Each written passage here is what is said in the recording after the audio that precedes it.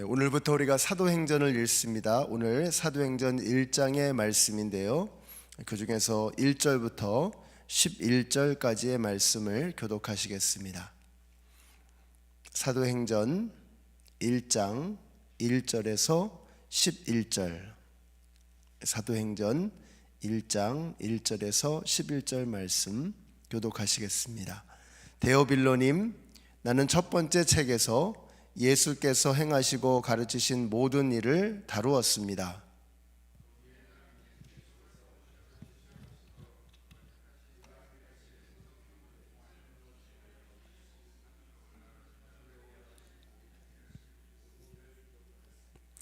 예수께서 고난을 받으신 뒤에 자기가 살아계심을 여러 가지 증거로 드러내셨습니다. 그는 40일 동안 그들에게 여러 차례 나타나시고 하나님 나라에 관한 일들을 말씀하셨습니다.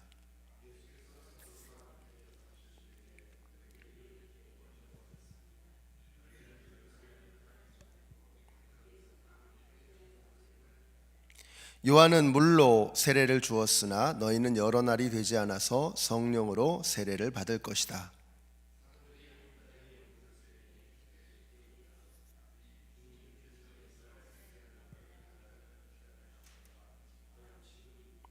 예수께서 그들에게 말씀하셨다. 때나 시기는 아버지께서 아버지의 권한으로 정하신 것이니 너희가 알 바 아니다.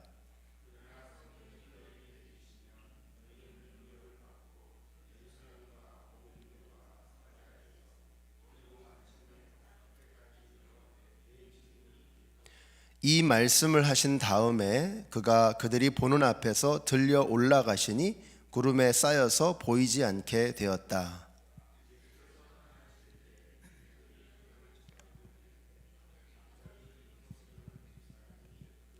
함께 읽습니다. 갈릴리 사람들아, 어찌하여 하늘을 쳐다보면서 서 있느냐? 너희를 떠나서 하늘로 올라가신 이 예수는 하늘로 올라가시는 것을 본 너희가 그대로 오실 것이다 하고 말하였다. 아멘. 네, 오늘부터 이제 사도행전이 시작이 됩니다. 사도행전은 이제 마태, 마가, 누가, 요한복음, 복음서 다음에 나오는 첫 번째 성경 안에서 신약 성경에서 역사를 다루고 있는 그런 말씀이죠. 원래 이 사도행전의 저자는 누가입니다. 그래서 누가복음 다음에 사도행전으로 이어져야 하는데 그 사이에 요한복음이 들어갔습니다. 그것은 이제 시기 때문에 그렇죠. 마태는 마가, 누가가 먼저 기록이 되었고 그 다음에 한 세대가 지나고 난 다음에 요한복음이 기록이 됩니다. 그래서 마태나 마가, 누가 다음에 요한복음이 들어가고 그리고 나서 이제 사도행전이 나오게 되는 것이죠. 그렇지만 누가복음과 이 사도행전은 하나로 연결되어져 있는 말씀으로 보시면 되겠습니다. 그래서 누가복음이 처음 시작할 때 데오빌로 각하에게 쓰는 예수님에 관한 말씀이라고 하는 그런 내용이 나오죠. 자, 그리고 이제 오늘 사도행전 시작하면서 이렇게 시작이 됩니다. 데오빌로님, 나는 첫 번째 책에서, 그 첫 번째 책이 바로 누가복음이죠. 예수께서 행하시고 가르치신 모든 일을 다루었습니다. 자, 그리고 나서 이제 두 번째 책에서 나오는 말씀이 바로 이 사도행전인데 교회에 관한 말씀입니다. 교회가 어떻게 시작이 되었는가, 그리고 그 교회는 어떻게 확장되어져 나가고 있는가 하는 것을 보여주는 말씀입니다. 그래서 예수님께서 부르신 12 제자들은 여러 가지 면에서 참 결격 사유가 많았죠. 그 교회의 시작이 그들과 함께 하는데 그 제자들은 여러 가지 참 결격 사유가 많았습니다. 뭐 성품도 가지각색이고 자랑할 만한 학벌이나 뭐 직업이나 이런 것도 그냥 그랬습니다. 근데 이 무지하고 평범한 사람들이 사도행전 17장의 표현을 빌리자면 천하를 어지럽히는 사람들, 천하를 업사이드 다운 시키는 사람들이다. 완전히 이렇게 뒤집어 놓는 거죠. 이런 놀라운 역사를 이루는 사람들이 되었습니다. 그러니까 이 복음서에 나오는 그런 평범한 제자들, 그리고 나약한 제자들, 믿음조차도 없어 보이는 이 사람들이 어떻게 천하를 업사이드 다운 시키는 이 어마어마한 역사를 이루게 되었는가라고 하는 것을 우리가 이 사도행전에서 볼 수가 있습니다. 그래서 한마디로 그것은 사도들의 역사, 그 역사는 바로 성령의 역사였다라고 하는 것이죠. 그래서 제목은 사도들의 행전, 사도행전이라고 했지만 사실은 사도들의 행전이 아니고 성령의 행전으로 보는 것이 옳습니다. 사도들은 그저 쓰임받는 도구에 지나지 않았던 것이죠. 그래서 저는 우리 연합장로교회 성도님들이 이 사도행전을 읽어 나가시는 동안 제자들처럼 연약한 우리들, 믿음이 없는 우리를 통해서 성령님이 역사하시도록, 그러니까 믿음이라는 것이 무엇일까를 생각해 보면 믿음이라는 것은 그냥 하나님께 나를 내어 맡겨드리는 것입니다. 성령님이 마음껏 나를 주장하시도록 나를 성령 하나님께 맡겨드리는 것입니다. 바로 성령행전, 사도행전에서 그런 역사가 나타나는 거죠. 제자들은 연약하지만 그 연약한 제자들을 통해서 성령 하나님이 마음껏 운행하시고 역사하시는 그 사역의 결과, 이것이 바로 사도행전에 나오는 내용이라고 하는 것입니다. 내용상으로 구분을 해보자면 사도행전 12장까지는 주로 이 베드로를 중심으로 사역이 이루어집니다. 그리고 12장 지나고 난 다음부터 13장부터는 이제 사도 바울이 중심 인물이 되지요. 자, 그래서 이 사도행전의 역사는 성령의 역사이다라고 하는 것입니다.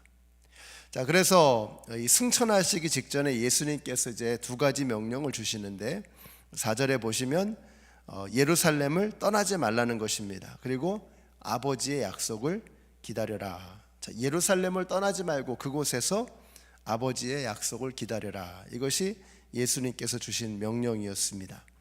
이 예루살렘은 어떤 곳이냐? 예루살렘은 구약시대 아브라함의 아들이었던 이삭을 번제물로 드렸던 바로 그곳입니다. 모리아산이죠. 자, 그리고 나서 솔로몬이 성전을 건축해 드렸던 곳, 그것이 바로 예루살렘입니다. 자, 그리고 그곳은 바로 예수님께서 십자가의 고난을 당하시고 죽으신 바로 그 자리이기도 합니다. 그래서 예루살렘은 하나님의 임재를 상징하는 하나님의 도성이고 구원의 사역을 완성하신 곳, 그것이 바로 예루살렘입니다.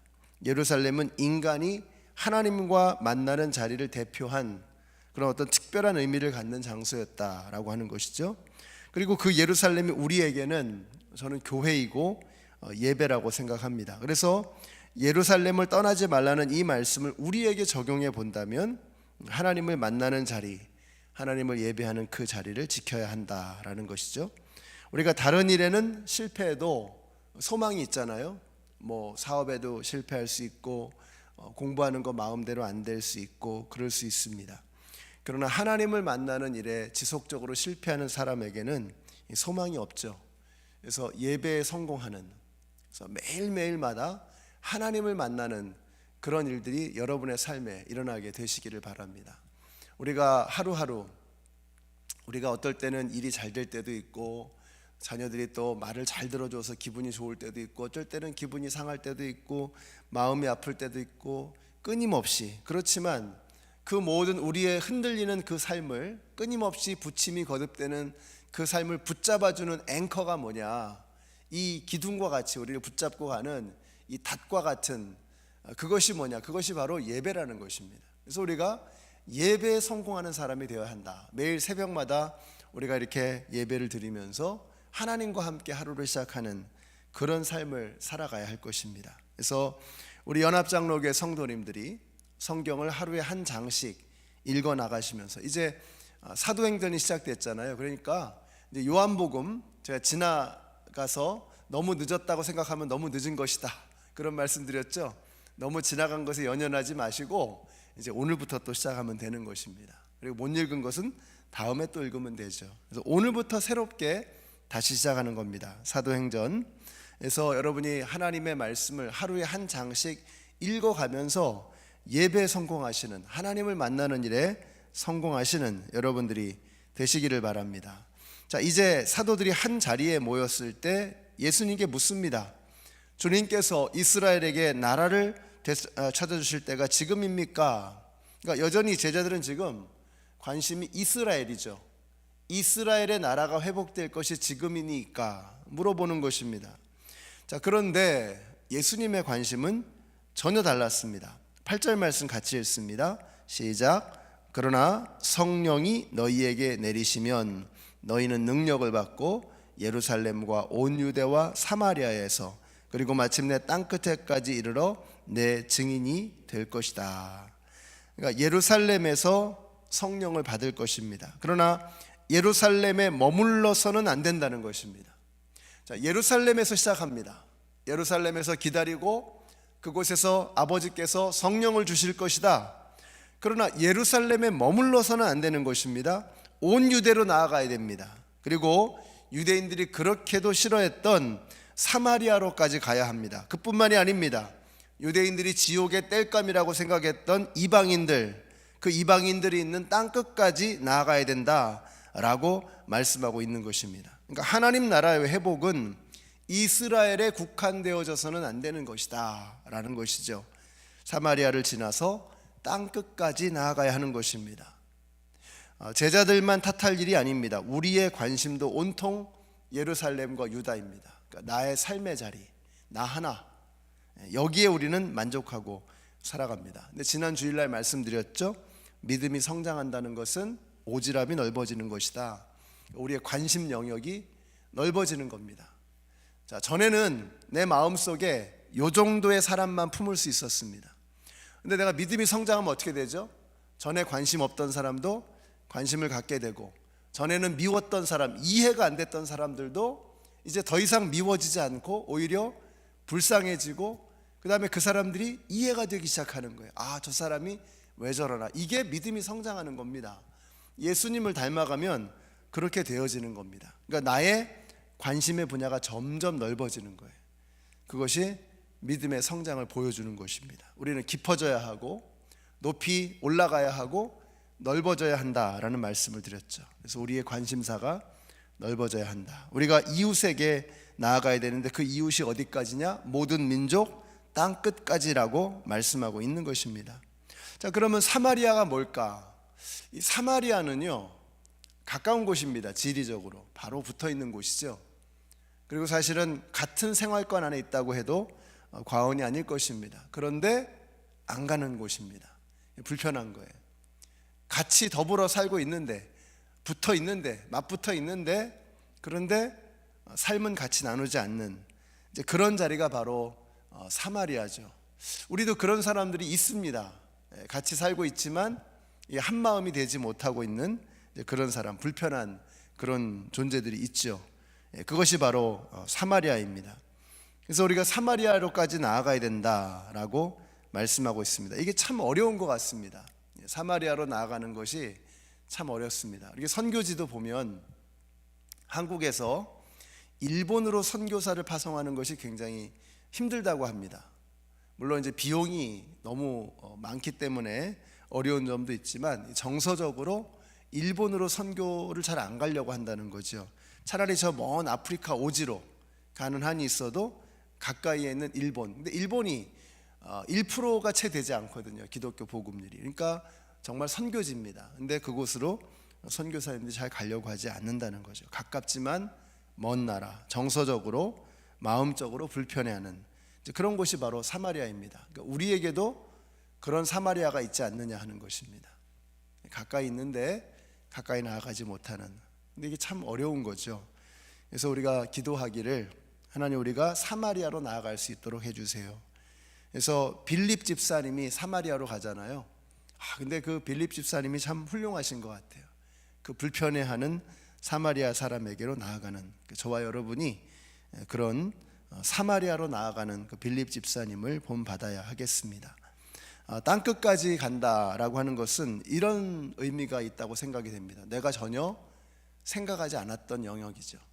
전혀 관심이 없었던 사람, 쳐다도 보지 않았던 그런 영역, 그런 곳으로 우리가 나아가야죠.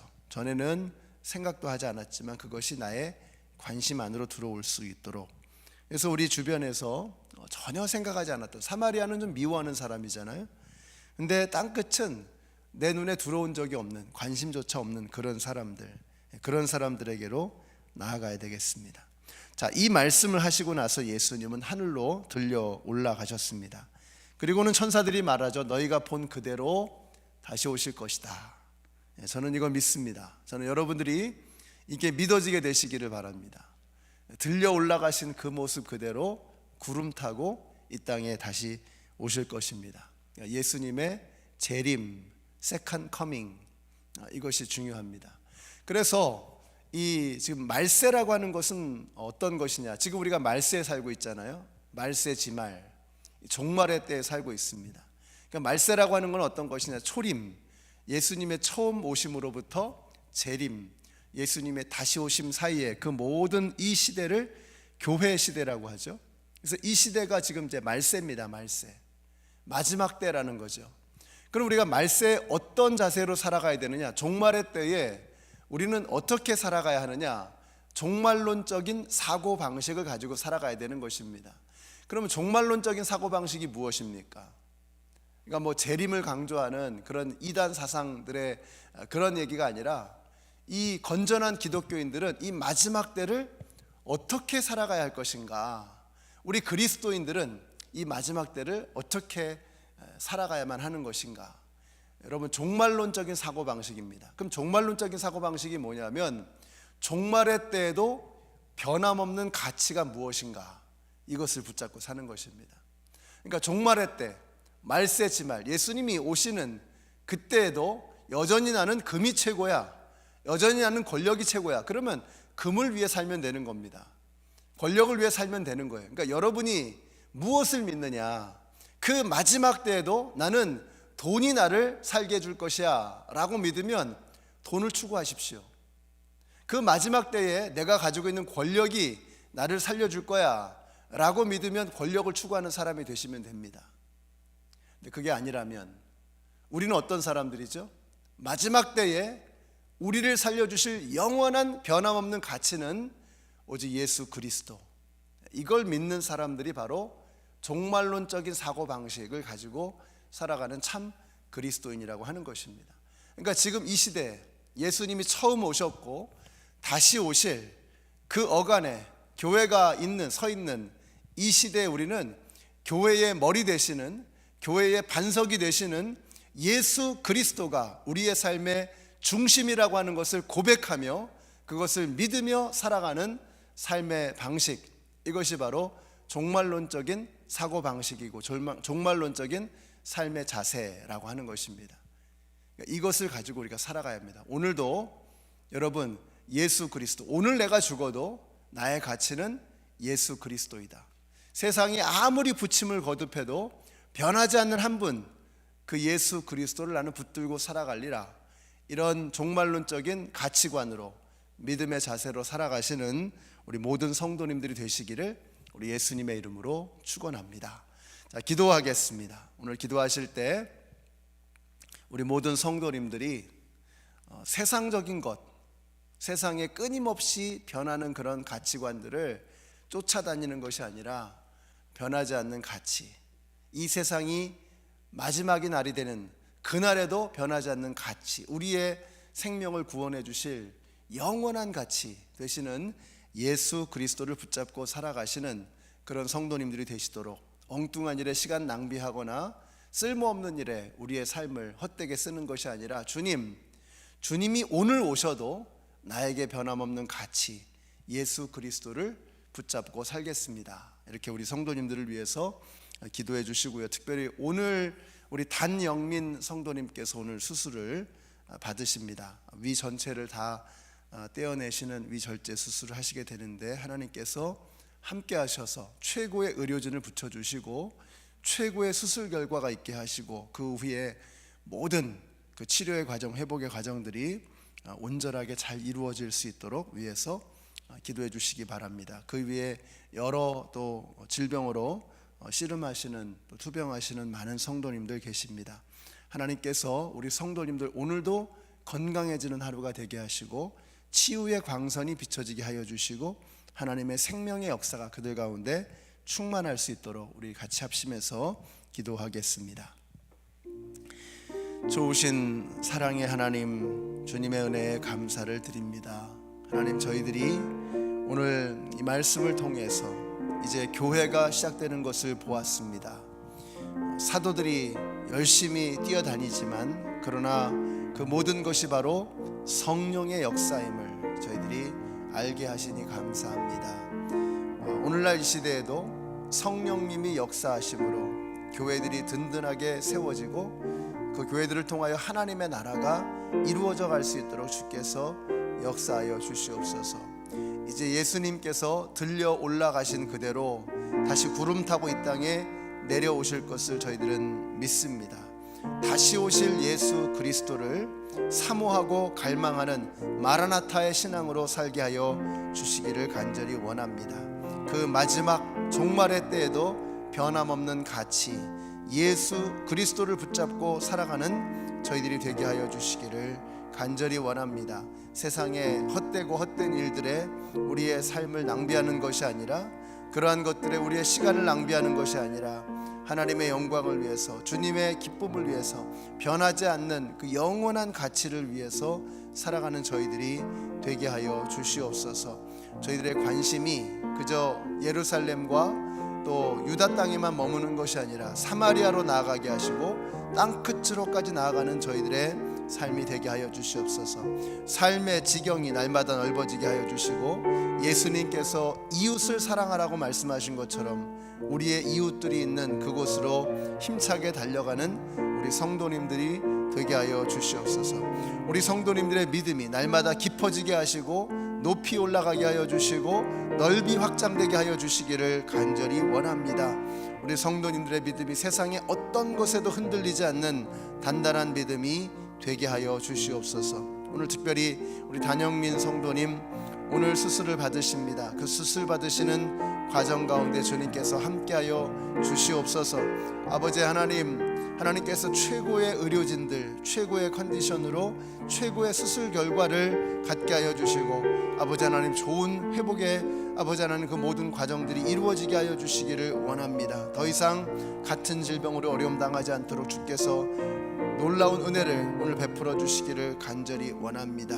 우리 교회에 참 많은 분들이 질병과 함께 싸우고 계십니다. 연로하신 어르신들에서부터 또 암과 투병하고 있는 최미리 자매님, 오선영 집사님을 주님께서 기억하여 주시옵소서. 또 우리 이숙희 권사님 수술을 잘 마치게 하셔서 감사합니다. 그 수술 받으신 후에 그 모든 것들이 더 이상 후유증 없이 온전하게 다 잘 마무리될 수 있도록 주께서 역사하여 주시옵소서. 우리 미리 자매님 이제 새롭게 아버지 하나님 치료의 새로운 단계로 또 들어갑니다.